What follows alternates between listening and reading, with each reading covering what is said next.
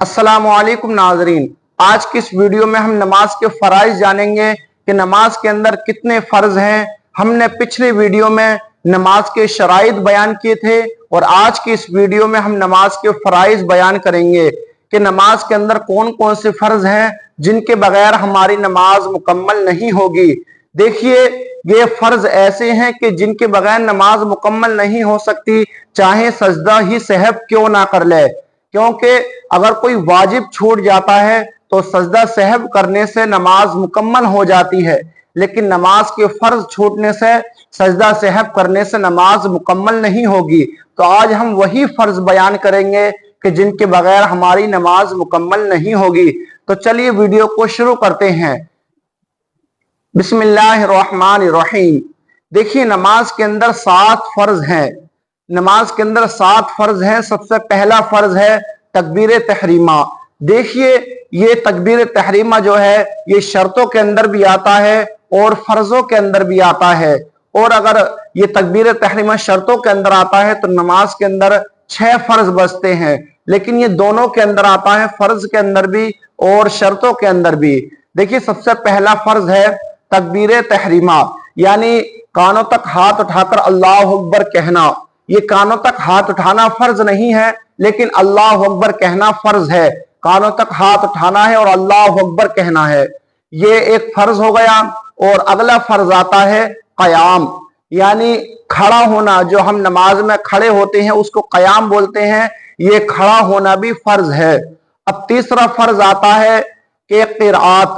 क़िरात यानी अलहम्दु शरीफ पढ़ना और कोई सूरत पढ़ना, यानी अलहम्दु शरीफ के बाद कोई सूरत पढ़ना, क़िरात करना। ये अब क़िरात कितनी करनी है? देखिए, कम से कम 3 छोटी आयतों के बराबर एक आयत हो, या कोई 3 छोटी आयतें हो, या कोई सूरत हो, लेकिन 3 आयतों से कम नहीं होना चाहिए। 3 आयतों से ज्यादा हो जाए, लेकिन 3 आयतों से कम नहीं हो। अगर 3 छोटी आयतों से कम हमने सूरत पढ़ी, तिलावत करी कुरान मजीद की, तो हमारी नमाज नहीं होगी। तो कम से कम 3 आयतों के बराबर हमको कोई सूरत पढ़नी चाहिए या कोई आयत पढ़नी चाहिए। अब आता है चौथा फर्ज। चौथा फर्ज आता है रुकू, यानी आधा जो झुकते हैं हम उसको रुकू बोलते हैं।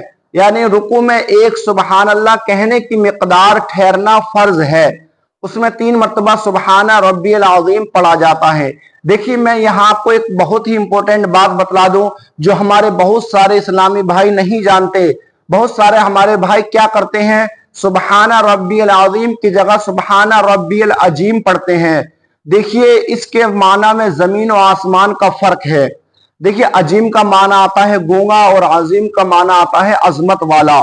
देखिए, जब हम सुबहाना रब्बियल अज़ीम पढ़ते हैं तो इसका तर्जुमा क्या होता है, सुबहाना रब्बियल अज़ीम के पाक है मेरा रब अजमत वाला।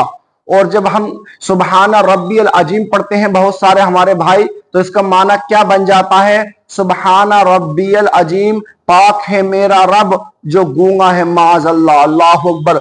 तो ये कलिमा अगर आप पढ़ेंगे तो काफिर हो जाएंगे। तो इस बात का ख्याल रखना है कि सुबहाना रब्बियल अजीम ना पढ़ें, बल्कि सुबहाना रब्बियल अज़ीम ही पढ़ें। देखिए, बहुत सारे हमारे इस्लामी भाई हैं कि जिनको जुआ निकालनी नहीं आती, वो अजीम ही पढ़ते हैं, लेकिन उनसे अजीम नहीं कहा जाता। तो वो क्या करें? देखिए, उनको चाहिए कि अजीम की जगह करीम पढ़ें, सुबहाना रब्बियल करीम। इसका माना हो जाएगा पाक है मेरा रब करम करने वाला।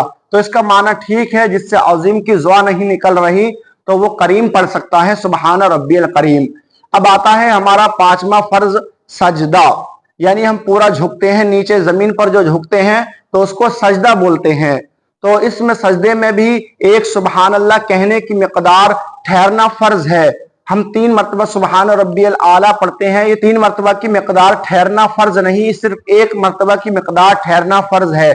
लेकिन हमको 3 मरतबा ही पढ़ना चाहिए, क्योंकि 3 मरतबा सुन्नत और मुस्तहब है। और अब आता है छठा फर्ज कायदा आखिरा, यानी अत्तहियात में जो बैठते हैं तहियात पढ़ते हैं और दुरूद शरीफ पढ़ते हैं।